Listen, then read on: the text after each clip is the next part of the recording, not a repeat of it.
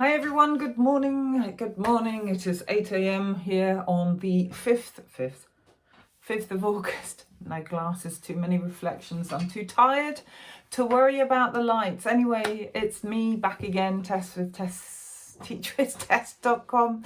And I'm just jumping in because I found a really interesting document that I'm going to link below in the description box by a company called Venture Education. Now, they are a B2B business that work and have schools and have worked with education in China for ages, and they have produced a really interesting report that has a lot more analysis, I would say, than the average press article, which is done for very different reasons.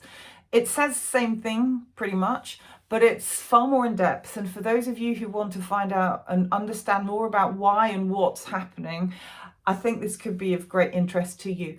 I'm going to just summarize a couple of points that I think are well worth knowing. So the first thing is that, as we said, or as I've said before, there is a real difference in what the Chinese government wants to do through this policy with what they call subject-focused and non-subject-focused tutoring. So the subject-focused ones are those that are being hit by this 720 policy.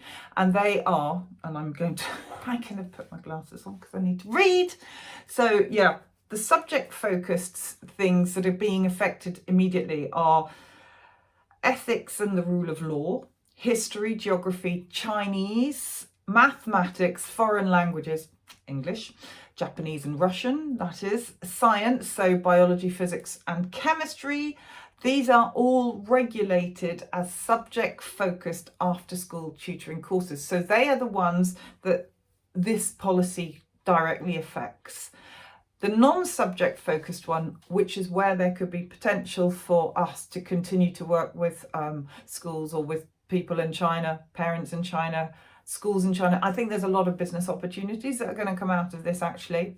Silver linings, clouds, all that sort of thing come to mind. Anyway, they are the non-subject focused physical education, or physical education and health, I think it's called, music and the fine arts, integrated practical activities. So this is quite interesting, which includes information technology and labour and technology. These are all managed or will be managed as non-subject focused after school tutoring provision. So there's a real difference between the two. The other thing that I'll take this off again.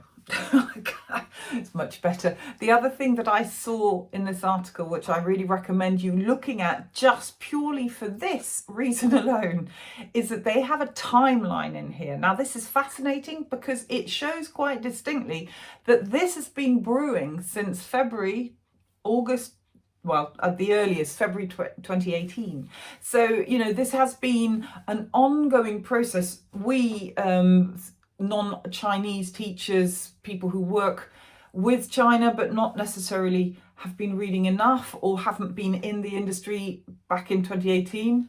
That was terrible English. I really apologise. I have not slept much. But I think it's just a really interesting timeline, and it goes through and tells you exactly how we ended up where we are now. So go and check it out. As I've said, it's in the description box. It's a fantastically interesting article. But I want you to, and again, this for me, I've been thinking a lot about this. I've had a lot of people reach out to me. If you're a teacher, which you probably are because you're watching this, and thank you for following, and thank you for subscribing, and thank you for all the lovely comments and supportive messages that I've received, and I send them right back at you because we are all in this together, and it's a highly stressful time. But I think that I don't know about you, but I have found it very easy to give advice that I don't follow. And something I've been telling people is to step back, take time and reflect on what you want to do, because actually, although this is a horrendously stressful time, it really is a time where you can just think and pause and decide how you're going to move forward and how you can grasp the opportunities that are going to arise from this.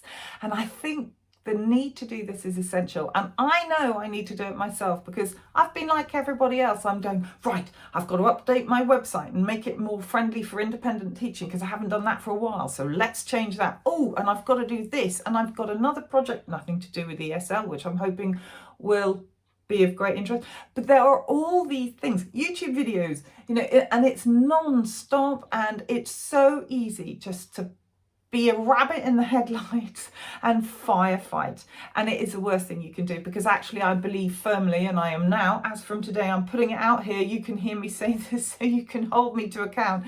I'm not going to do that. I'm going to do this video and edit it and upload it. I'm going to teach my 4 lessons with Wales English today.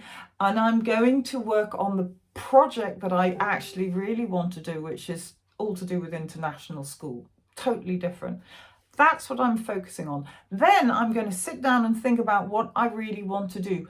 If I want to carry on teaching, which I think I do because I love it, how do I want to teach? Who do I want to teach? And find out what makes me happy, what makes my soul sing. I think that's really important, and I really want you to do the same thing. Don't firefight. Don't be a rabbit in the headlights. Think, breathe. All the news that is coming out, literally today, we've just seen that GoGo Kid is shut down. It's gone. Wales English have sent us an email this morning, it's on my Instagram, but basically saying our contracts won't be renewed, but we're still being paid, policies aren't changing, there are still lessons. But it's just such an unknown, and it's such a natural reaction for us just to go, and do whatever we think we should to get money, to be okay. But it's not actually constructive. So this is my sort of weird video. It's not really what I tend to put out, but I just want to say, go read this really interesting analytical piece of research or summary of what's going on and why, because I think you'll learn a lot more than having just read all the stuff that's been in the papers recently.